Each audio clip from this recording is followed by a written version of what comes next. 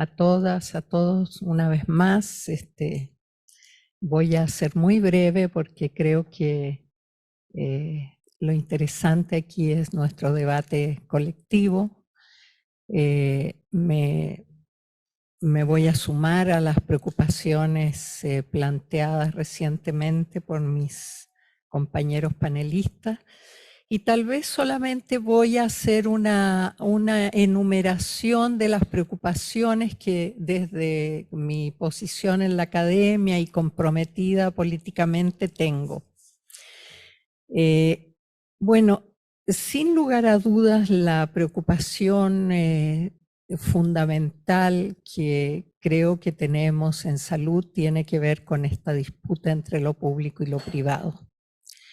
Creo que la emergencia de los gobiernos actuales por recuperar este Estado que efectivamente tiene muchos bemoles, no es el Estado vertical de las experiencias históricas, sino que es un Estado que a su vez tiene que incorporar esta dimensión de la articulación con los territorios, con las comunidades. Sin embargo, este proceso necesariamente tiene que hacerse a través del fortalecimiento del Estado. O sea, después de 40 años de un profundo debilitamiento, de la pérdida de los discursos, de la pérdida de las instituciones, de la pérdida de las capacidades de formar recursos humanos para las sociedades, porque se ha dado también un crecimiento muy importante de estructuras callampas que han salido de la nada de educación privada. Que en el caso, por ejemplo, en México es muy importante, pero sin embargo todavía tenemos, como decía ayer, una estructura pública fundamental. Sin embargo, es una estructura pública universitaria fuerte, pero que también ha sido penetrada profundamente por las ideas neoliberales. Y eso está hoy día pesando también en las decisiones que se toman sobre salud o sobre educación, porque tenemos segmentos muy importantes de las capas medias que están en contra de este proceso de transformación. Y eso significa que tenemos dimensiones que trabajar, es decir, cómo trabajamos desde la educación para fortalecer estos valores de los que se habla aquí. ¿Cómo hacemos para politizar la formación en términos de entregar los elementos cívicos, voy a llamarlos aquí, fundamentales para entender que las profesiones no son para servirse a los individuos, sino para servir a las sociedades. Eso que antes se daba, por ejemplo, en el caso de Chile, de manera muy importante, de formar profesionales en la educación pública para un servicio público, como fue entonces el Servicio Nacional de Salud,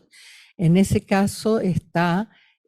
absolutamente desperfilado. Y entonces tenemos el gran problema que formamos profesionales que no tienen una identidad pública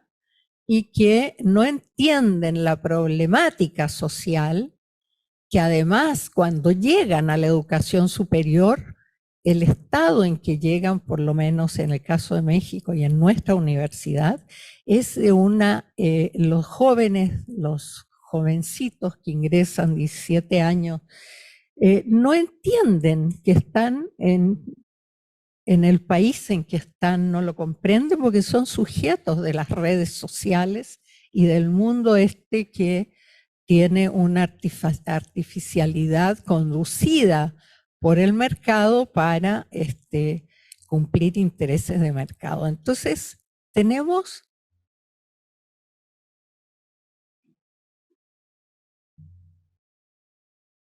una gran tarea que cumplir en el terreno de la educación, y no solo de la educación universitaria, sino de la educación a todos los niveles, en términos de cómo construir sujetos sociales en sentido de esta responsabilidad colectiva de la construcción de articulaciones para poder en todos los niveles producir, digamos, politizar en el sentido verdadero, pues, los sujetos en la comprensión de su papel en la sociedad, además de los elementos técnicos, pedagógicos, etcétera, que son los habituales. En términos de la formación en el campo de la salud, también es lo mismo. O sea, tenemos profesionales de la salud que luchan por sus reivindicaciones, pero que no tienen totalmente la dimensión de las dilemáticas, de las problemáticas que se enfrentan en el terreno de la salud. Y esto tiene que ver directamente con una insistencia, o sea, son profesionales que han surgido durante 4 décadas de formación de pensamiento neoliberal, de un pensamiento individualista, un pensamiento de mercado, y eso ha significado una profunda fragilización de la fuerza de trabajo. No obstante, las luchas, etcétera, que en mi opinión son muy importantes, pero no alcanzan a retomar la preocupación sobre el destino de las políticas en general, de las políticas de salud, de la orientación del modelo de atención, etcétera. Es decir, todavía no hemos logrado que las organizaciones, salvo excepciones, por supuesto, estoy haciendo una generalización, puedan incorporar este elemento como elementos fundamentales de su lucha. Lo veo, por ejemplo, en el sindicato de nuestra propia universidad, como habiendo surgido como sindicatos de lucha independiente, hoy día son esclavos de estos conflictos de intereses internos individuales y con pérdida de sentido absolutamente de las grandes luchas a las que pertenecen. También me quiero referir muy brevemente a los temas, digamos, de la operación y la gestión, que también han sido esclavizadas en el marco de toda esta discusión general, influida desde luego por las concepciones bancomundialistas, y también la OPS ha tenido una participación importante en este nuevo reinterpretación para salud de las grandes líneas de esta modernización neoliberal. Y en ese sentido me parece que también los universitarios hemos sido sujetos a esto, o sea, las instituciones de ciencia y tecnología que rigen de alguna manera el desarrollo de la investigación, etcétera, en nuestros países, también han sido esclavas de imponer lógicas de acreditaciones que han dado surgimiento a organismos privados para evaluar a las lógicas de evaluación del trabajo científico,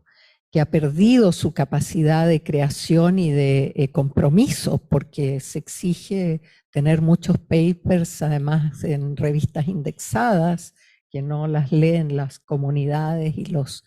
grupos de interés que desde los intereses mayoritarios de las poblaciones, y además de una rapidez de producción que en realidad ha significado una tergiversación de los objetivos de la ciencia y un cambio muy importante en los paradigmas de los científicos también. De manera que también es otro campo que hay que trabajar de manera muy importante, pero también la gestión en salud, esta gestión asociada a tiempos y movimientos muy establecidos, con meritocracias y con reconocimientos, que ha empezado también a complicar las redes de relaciones internas de los equipos, de los grupos o entre hospitales, con políticas desde arriba de congratular al que tiene más, cumple mejor el objetivo. Entonces hay una serie de elementos que tenemos que repensar y volver a una gestión de lo público de otro tipo. Y, y finalmente me quiero referir a un tema que es más general que la salud, pero lo que veo es que, por ejemplo, en los proyectos nacionales de transformación hay grandes resistencias, y las resistencias son, desde luego, de los grupos de intereses que están siendo afectados seriamente, ¿no? De las derechas, de las derechas y sus empleados que muchas veces han sido dejados de lado para que el capital directamente nos gobierne, ¿no? Caso de Piñera, o administradores como fue Fox en el caso de México, que era el director de la Coca-Cola y se convirtió en presidente de la República. Es decir, hay una pérdida de sentido también en esa derecha que está hoy día siendo superada incluso por la nueva derecha, por esta derecha ultraderecha, porque ha perdido también el sentido y entonces reemplazada por esta otra fuerza que es más temible que la anterior. Pero dentro de esas luchas contra estos nuevos, de